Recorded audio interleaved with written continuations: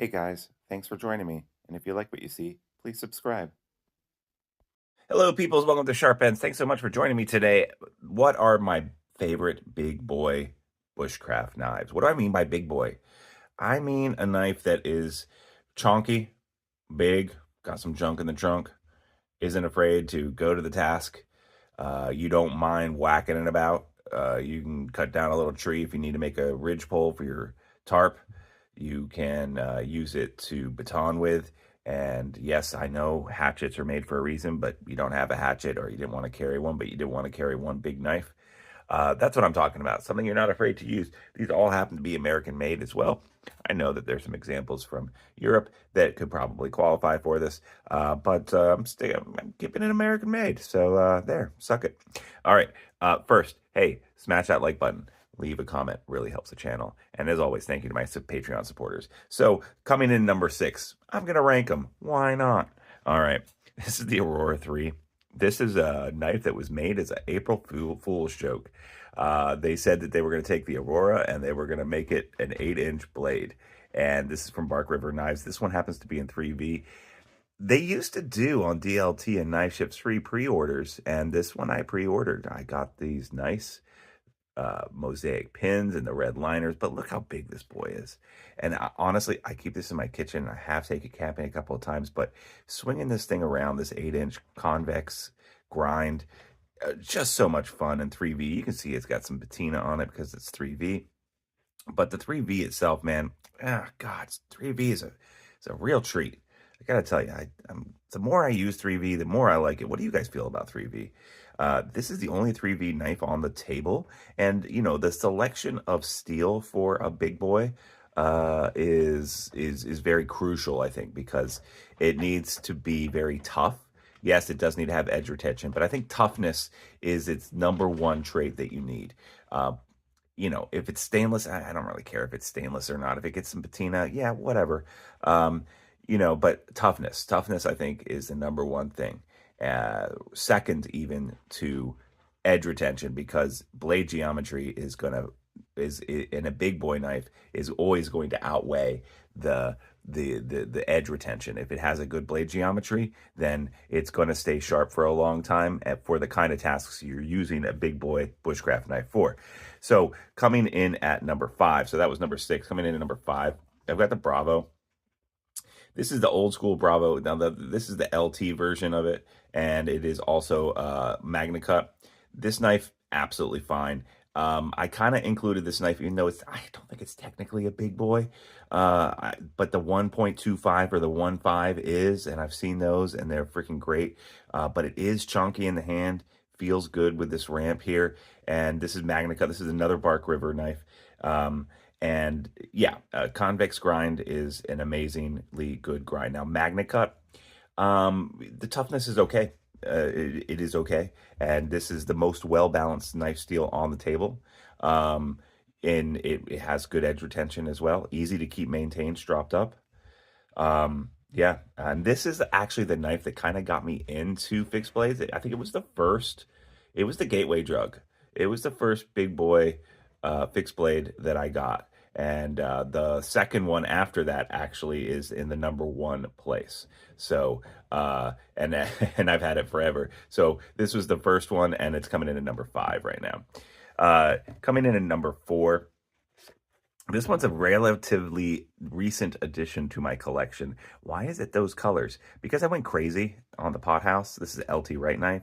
This happens to be 01 tool steel, which I think is a great chonky boy knife steel, honestly, with the heat treat done correctly. And I personally love LT Right's heat treat, although recently I heard someone say that that they had their blades folding in ABL from LT Right. That's never happened to me.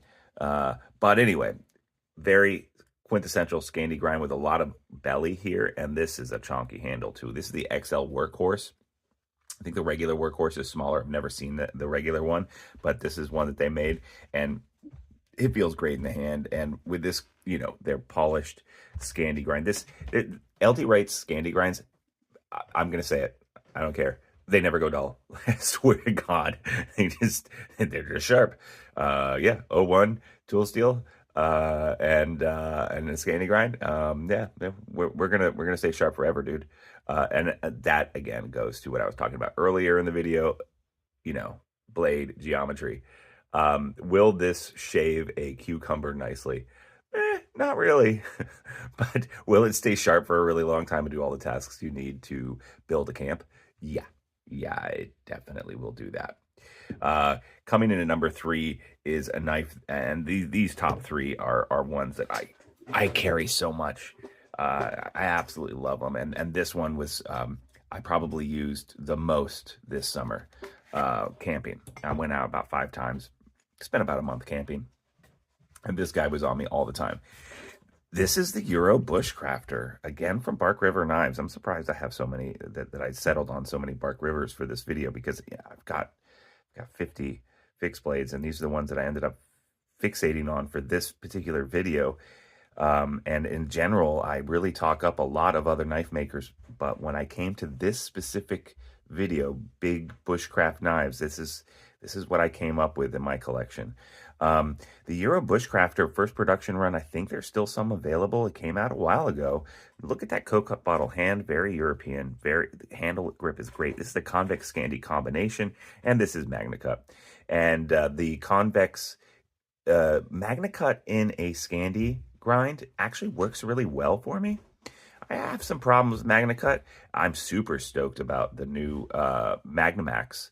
The puts edge retention first, and the Pops Pro Cut.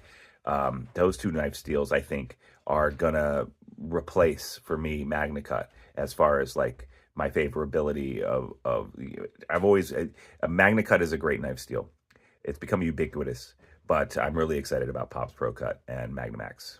Am I saying that right? Magnamax? Wait a second. I got an example. Yeah, Magnamax. I just got a Magnamax blade, and I'm super stoked about that. Anyway, this guy really is a great bushcrafter. Absolutely awesome. The one problem with Bravo knives is that their spine, or the Bark River knives, their spine isn't quite as sharp as I'd like, but this one actually comes with a notch for your fire steel, which is pretty cool. I don't think it works as well as they thought it would work, or as well as I don't think it works as well as just a plain old LT Wright spine, which is somewhat sharp. But I do like the little bit of jimping they have on top of the blade there. Wish it had a sharpening choil. I don't understand why these knife companies don't put sharpening choils on there. Are you allergic to them? Do they give you hives? I don't get it. Great matte finished micarta here, canvas micarta. Just, oh God, it's a great knife. The biggest downside to all of the Bark River knives is their stupid unidirectional sheaths. Just get over yourselves, guys. Like, seriously, these sheaths blow.